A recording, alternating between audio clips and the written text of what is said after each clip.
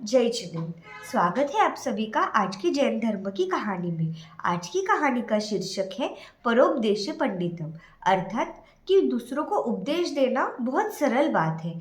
एक बार एक भट जी थे, वह कथा वाचन करते थे। एक दिन उनकी कथा सुनने के लिए उनकी बेटी भी आ गई। उनकी बेटी ने भी उनकी कथा सुनी। कथा में पंडित जी बैंगन का उपदेश दे रहे थे। बैंगन के बारे में बताते हुए पंडित जी कहते हैं कि बैंगन किसी को नहीं खाने चाहिए, उसमें बहुत सारे बीज पाए जाते हैं और इसीलिए बैंगन अभक्ष्य है। वह शारीरिक रूप से हानिकारक तो है ही, परंतु आध्यात्मिक दृष्टि से भी वह अभक्ष्य है, इसलिए बैंगन नहीं खाने चाहिए। अब ये बात सुनकर उनकी बेटी को लगा कि पिताजी तो रोज बैंगन का भरता खाते हैं, लेकिन आज तो पिताजी बता रहे हैं कि बैंगन खाना बुरी बात है। बेटी वहां से अपने घर आई, अपनी माताजी से कहा कि आज आप खाने में बैंगन का भरता मत बनाइए, क्योंकि आज से पिताजी बैंगन नहीं खाएंगे। ये सुनकर उसकी माताजी को लगा कि ये ऐसे क्यों कह रही है। बैंगन तो पंडित जी की भट जी की सबसे पसंदीदा सब्जी है, उसके बिना तो वो भोजन ही नहीं करते। परंतु आज यदि नहीं खाने वाले हैं तो मैं भरता क्यों बनाऊं। तो इसीलिए भट जी की जो पत्नी थी उन्होंने सब्जी में बैंगन की सब्जी नहीं बनाई।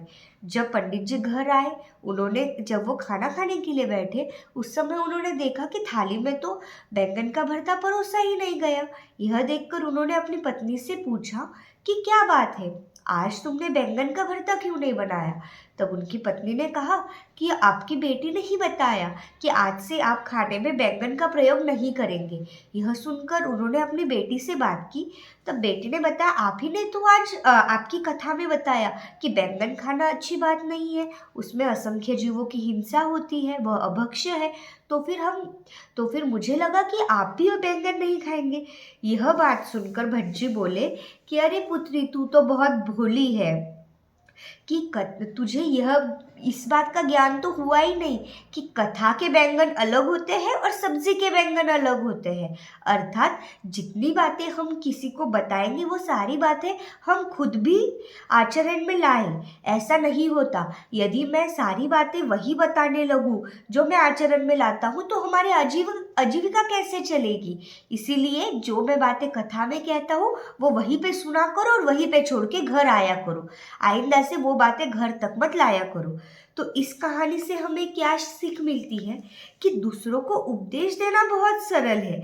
दूसरों को उपदेश देने में तो हर कोई कुशल है, परंतु उस उपदेश को जो क्रियान्वित करता है वह बहुत कम है।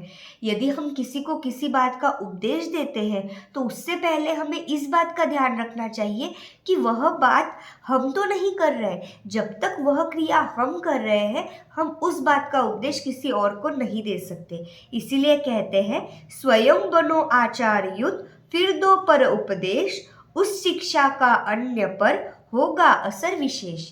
जय जिनेन्द्र।